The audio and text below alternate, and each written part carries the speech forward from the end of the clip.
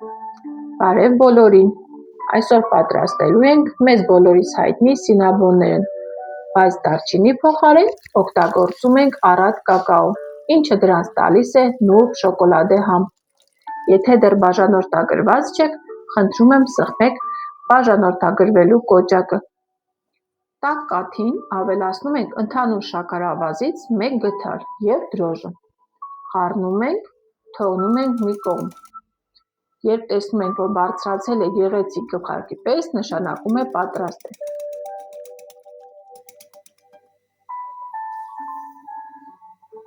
Առանձին ամանում ձուն հարում ենք շաքարավազի հետ։ Ավելացնում աղը, վանիլին և մեր ակտիվացված դրոժը։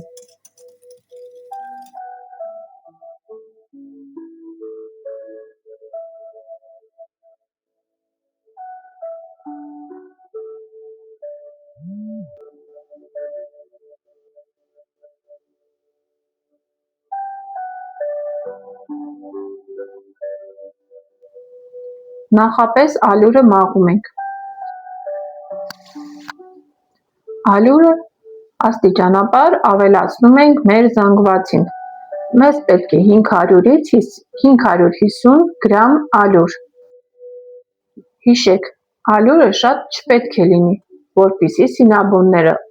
ստացվեն օդային և թեթև։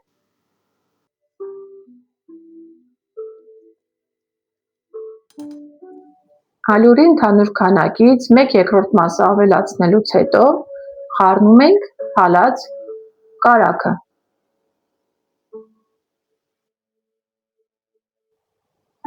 Նորից ավելացնում ենք ալյուր, սկսում ենք ձեռքով հունցել։ Եթե զգում եք, որ կա կարիք ավելացնելու ալյուր, ավելացնում ենք այն մեր 50 գրամը։ Խմորը հունցում ենք 5-ից 7 րոպե, մինչև դառնա հարթ և այլևս չկպչի ձեռքերին։ Պատրաստի խմորը տեղափոխում ենք ամանի մեջ, ծածկում ենք սննդային թաղանթով։ Ես ջեռոցի մեջ եռացրած ջրով աման եմ դնում, ստեղծելով տաք ու հաճելի միջավայր խմորի համար, այսպես նա ավելի արագ է հասունանում։ Թողնում ենք այնտեղ, մինչև խմորը կրկնակի կբարձրանա։ Հանգստացած խմորը կրկնակում ենք մոտ 36-44 սմ ժամագծով։ Ամբողջ մակերեսին քսում ենք փափուկ կարագ և վրան լցնում շաքարավազի ու կակաոյի անուշաբույր խառնուրդը։ Հավասարաչափ տարածում ենք խմորի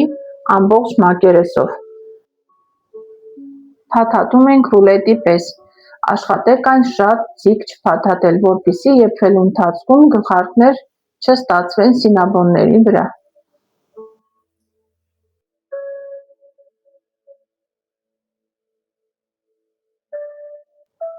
Օգտագործում ենք թեթ սինաբոնների կլոր ու գեղեցիկ տեսքը պահպանելու համար։